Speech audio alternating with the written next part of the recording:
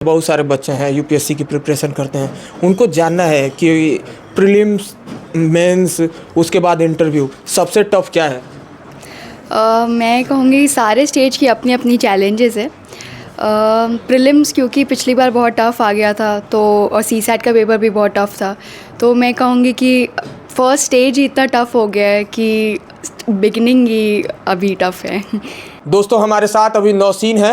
ये कुशीनगर ज़िले की मूल रूप से रहने वाली हैं और यूपीएससी में 9th रैंक लाने के बाद से पूर्वांचल का झंडा जो है वो पूरे देश में अभी जो है वो ऊपर करके अभी पूर्वांचल का नाम पूरे देश में रोशन कर रही हैं। नौसीन से हम बात करेंगे, जानने की कोशिश करेंगे कि यूपीएससी की तैयारी जो स्टूडेंट्स कर रहे हैं वो किस तरीके से यूपीएससी की प्रिपरेशन कर सकते हैं, किस तरीके से जो है वो अपना जो गोल है उसको अचीव करने के लिए मेहनत कर सकते हैं। नौसीन, सबसे पहले तो आपको बहुत बहुत बधाई। Thank you.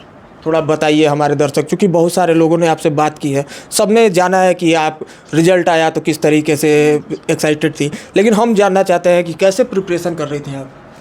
जी, ये मेरा 4th अटेम्प्ट था और मैंने पहले 2 अटेम्प्ट जो है वो सेल्फ स्टडी से दिए थे। बाकी उसके बाद मैं जामिया आरसीए में गई थी 2021 नवंबर में, और मेरा तीसरा और चौथा अटेम्प्ट वहीं से था, तो ऐसे ही किया। अच्छा, मतलब प्रीलिम्स सबसे टफ है, तो कुछ चीज़ें बताइए किस तरीके से तैयारी जो है, जो नए स्टूडेंट्स हैं जो सोच रहे हैं कि हमको यूपीएससी के एस्पिरेंट बनना है, वो किस तरीके से तैयारी जो है वो अपनी शुरू कर सकते हैं? कुछ स्टडी मटेरियल्स, किस चीज़ों को लेके वो प्रिपरेशन स्टार्ट करें? जी, इसके लिए मैं ये कहूँगी कि यूट्यूब पे जो टॉपर्स की स्ट्रैटेजीज़ होती है, जो एकदम फॉर्मल जो ये लोग बताते हैं, उनको 4-5 को देखकर जो उनको सूट करे उसके हिसाब से एक अपनी खुद की स्ट्रैटेजी बनाए कि मुझे इस इतने दिनों में ये कंप्लीट करना है, इतने महीने में ये कंप्लीट करना है, और फिर उसके बाद से अटेम्प्ट दें। अच्छा, आपने किसको देख के ये सारी चीज़ें जो है वो किया था?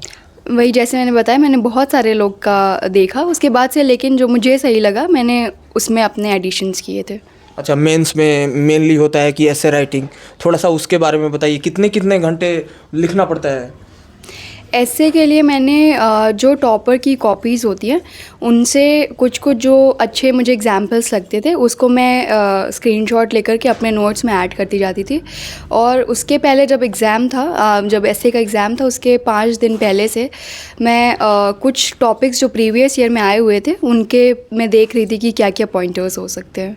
अच्छा, एक और चीज़ कि हमको पता चला, चूँकि हम पापा से बात कर रहे थे आपके, तो हमको पता चला कि शुरुआती स्टेज आपने प्रिपरेशन घर से स्टार्ट की थी, तो वो बच्चे जो बाहर नहीं निकल पा रहे हैं और घर से प्रिपरेशन करना चाहते हैं, उनके लिए क्या स्ट्रेटजी है और कितना टफ है घर से प्रिपेयर करना और कोचिंग सेंटर से प्रिपेयर करना?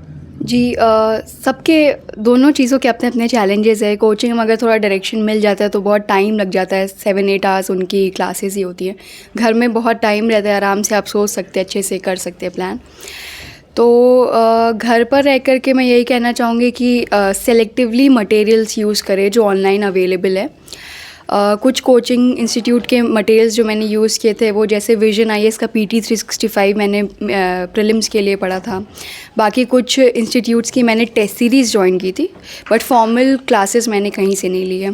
अच्छा, इंटरव्यू के बारे में थोड़ा सा बताइए, क्योंकि यूपीएससी के इंटरव्यू को लेके बहुत सारा स्टोरी है, बहुत सारा चीज़ है, क्योंकि यूपीएससी के इंटरव्यू में जाते हैं तो इस तरीके का क्वेश्चन आता है या कुछ ऐसा पूछ लिया जाता है। आपके साथ क्या हुआ था, वो एक्सपीरियंस थोड़ा बताइए। मुझसे ज़्यादातर क्वेश्चन मेरे ऑप्शनल हिस्ट्री से ही पूछे गए थे। तो जैसे कुछ क्वेश्चंस अगर मैं बताना चाहूँ तो उन्होंने पूछा था मुझसे कि कौन सा पीरियड ऑफ हिस्ट्री तुम्हें सबसे ज़्यादा पसंद है, और रीजंस पूछे थे मुझसे, और पूछा था कि किन 2 इवेंट्स को रिवर्स करना चाहोगे अगर टाइम मशीन मिले तो। अच्छा, अभी आपने बोला कि इंटरव्यू में आपसे पूछा गया था कि अगर आपको मौका मिले तो टाइम में बैक जाने का, तो आप कौन सी 2 चीज़ें हैं जो बदलना चाहती हैं? हम चाहते हैं वो जवाब जो है वो हमारे लिए भी बता दीजिए। जी, पहला उसमें मैंने ये बोला था कि जितने भी वॉर्स हुए हिस्ट्री में मैं उनको पीछे जाके रिवर्स करना चाहूँगी, और दूसरा मैंने बोला था कि जो कॉलोनाइजेशन था एशियन और अफ्रीकन कंट्रीज़ का, जिसकी वजह से अंडर डेवलप्ड हैं ये कंट्रीज़, उसको भी मैं रिवर्स करना चाहूँगी। अच्छा, चलिए बस एक आखिरी सवाल कि कब सोचा था आपने कि आप यूपीएससी में जो है उसकी प्रिपरेशन करेंगी? कब आया था ये ख्याल दिमाग में? जी, जब मैं क्लास 12 से ग्रेजुएशन में जब मैं साइंस से ह्यूमैनिटीज़ में शिफ्ट किया था मैंने, तब मेरे दिमाग में था, बट उस टाइम पे कुछ आइडिया नहीं था कि कैसे करना है और कैसे ये एग्ज़ाम होता है, क्या स्टेजेस होती हैं। तो वो धीरे धीरे जब मैं ग्रेजुएशन में थी तो मेरे जो जितने फ्रेंड्स थे वो सब प्रिपेयर कर रहे थे ऑलरेडी, तो उनको देख कर के मुझे लगा कि यार मेरे और उनमें थोड़े नॉलेज गैप है। फिर मैंने प्रिपरेशन शुरू की, न्यूज़पेपर पढ़ना शुरू किया और फिर धीरे धीरे मेरा इंटरेस्ट आ गया इसमें। अच्छा, बस अब आप यूपीएससी निकाल चुके हैं और आगे क्या विज़न है आपका, किस तरीके की सोच अभी आप रख रही हैं? जी, मेरा सबसे इम्पॉर्टेंट चीज़ यही रहेगा एडमिनिस्ट्रेशन में कि मैं जितने वल्नरेबल सेक्शंस ऑफ सोसाइटी हैं उनके लिए मैं अच्छे से काम करूँ।